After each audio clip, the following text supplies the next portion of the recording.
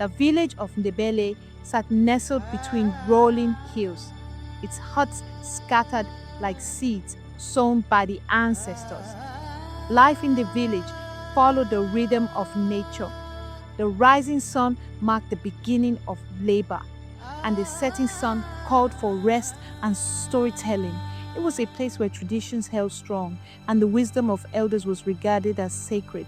I was but a boy when the events that I will tell you unfolded, yet they remain vivid in my mind as if they happened yesterday.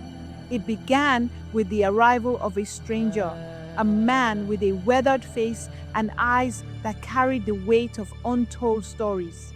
He introduced himself as Mutunzi, a traveler in search of shelter for a few nights. Our chief Baba Jobe welcomed him, for in our village, hospitality was a duty, not a choice. Mutunzi was not like the other travelers who passed through Ndebele.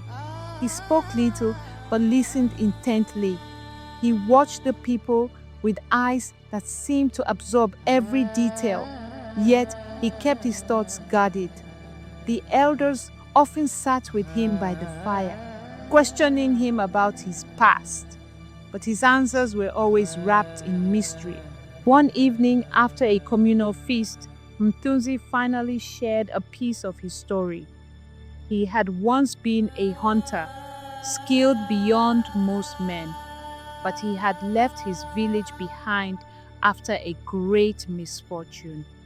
He did not say what it was, but sorrow clung to his voice like a shadow. That night, he took out a small wooden carving from his bag, a figure of a man with the head of a lion.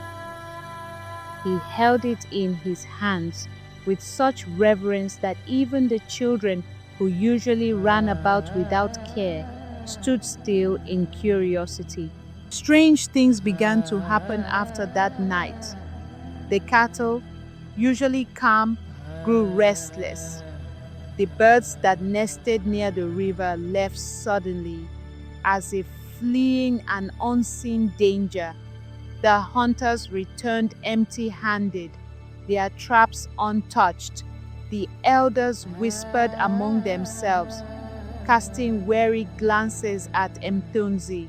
One afternoon, a young boy named Saiful ran into the village, breathless and wide-eyed. "I saw it," he cried, "a beast like no other." He described a creature larger than any lion, with fur the color of night and eyes that burned like fire. The men of the village readied their spears, determined to protect their home. Mtunzi, however, remained silent. "Do you know this creature?" Baba Jobe finally asked him. Mtunzi hesitated before answering. "It follows me," he admitted. "I hope to outrun it, but I see now that was foolish." The village fell into hushed murmurs. "What does it want?" I dared to ask. "It is bound to me," Mtunzi replied, "but by fate, by past mistakes. I must face it." That night, Mtunzi stood at the edge of the village, waiting. The moon hung full in the sky, casting an eerie glow over the land. Then, from the darkness, it came. A beast unlike any I had ever seen, its form shifting between shadow and flesh, its growl a low rumble that shook the ground. Mtunzi did not raise a weapon. Instead, he held out the wooden carving, whispering words in a language I did not recognize. The beast halted, its fiery eyes locked onto Mtunzi. Silence stretched between them, heavy with something beyond our understanding.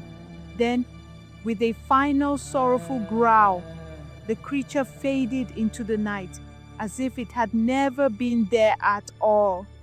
Mtunzi left the next morning, offering no explanation. He simply bowed to Baba Jobe and walked away, his burden seemingly lifted. We never saw him again, but the village spoke of him for years to come.